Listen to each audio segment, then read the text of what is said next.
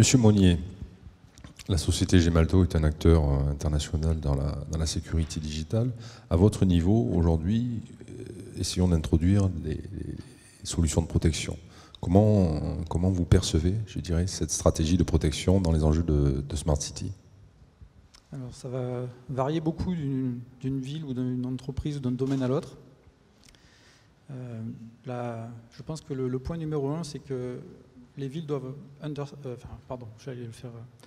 répondre à monsieur en anglais, doivent comprendre dans quel environnement elles évoluent. On a eu une bonne description jusqu'à présent. On a oublié certaines attaques très importantes, si vous me permettez de revenir sur ce sujet. Typiquement, des attaques de gouvernement contre l'Ukraine, qui a subi des attaques sur son alimentation électrique et qui a perturbé l'alimentation électrique de beaucoup d'habitants, qui a été coordonnée. On parlait de coordination d'attaques cyber et d'attaques physiques. Bon, là, c'était la coordination de multiples attaques cyber sur les systèmes d'urgence et de téléphonie d'urgence. On a eu aussi des jeunes qui ont été en Pologne capables de perturber le système de transport de la ville, de métro. Donc tout ça, c'est des attaques directes sur la ville qu'on est capable de comprendre et d'appliquer. On a aussi abordé le cas des voitures autonomes. En dehors de ce qui se passe dramatiquement, enfin, ce qui s'est passé dans ces jours-ci, il suffit de contrôler quelques voitures, en fait. Quelques voitures qu'on va forcer à immobiliser au milieu de certaines artères de la ville, et la ville devient bloquée en quelques heures. Et suite à ces attaques qui sont de niveau logique, mais qui ont un impact au niveau physique, on peut imaginer d'autres attaques derrière qui peuvent être beaucoup plus importantes, qui vont paralyser les systèmes de réponse. Les pompiers, les policiers, etc. vont avoir du mal à se déplacer, du mal à intervenir sur site. Donc ça va amplifier l'effet de ce type d'attaque. Bon, donc le plus important vraiment, c'est de comprendre cet écosystème qu'on ne peut pas toujours contrôler.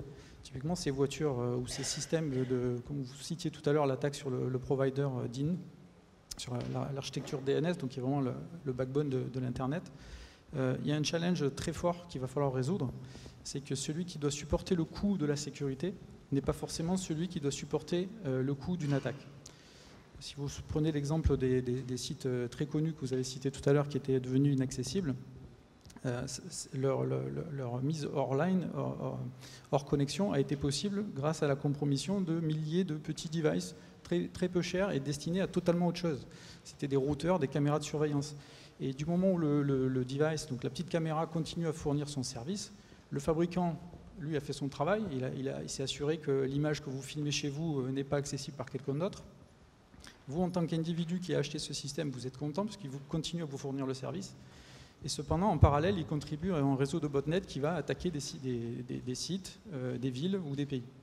Donc il y a vraiment une problématique qui est que celui qui doit supporter le coût n'est pas celui qui supporte le coût de l'attaque.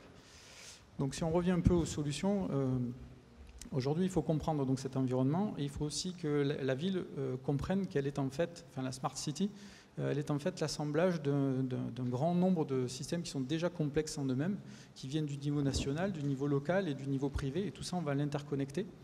On va s'appuyer sur des infrastructures qui sont interdépendantes, des fois critiques, des fois pas critiques, et tout ça fait en sorte que la ville connectée va être très complexe.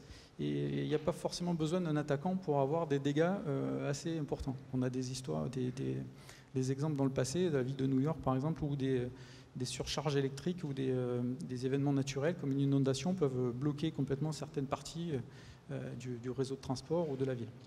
Donc comment adresser tout ça? En fait, il faut essayer, mais ça je pense qu'on va le discuter plus en détail, d'appréhender la sécurité et la résilience dès le début, dès qu'on pense déployer un système. Il faut faire une évaluation de risque de chaque sous-système. Quand on est au niveau d'une entreprise, une évaluation de risque, on sait faire. On sait évaluer le coût d'un site web marchand qui est offline pendant quelques heures. On sait à peu près combien ça va coûter à l'entreprise. Donc avec ce coût potentiel, cette perte potentielle, on sait combien on doit investir dans la sécurité. À l'état de la ville au niveau de la ville ou de l'État, c'est beaucoup plus compliqué.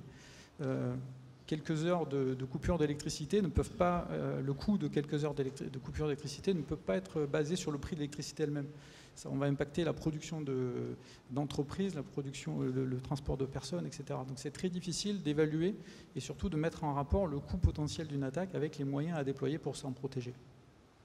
Mais il faut essayer de déployer, de maîtriser les systèmes un par un, de les contrôler et d'avoir un système de surveillance qui permet de répondre rapidement et de s'adapter.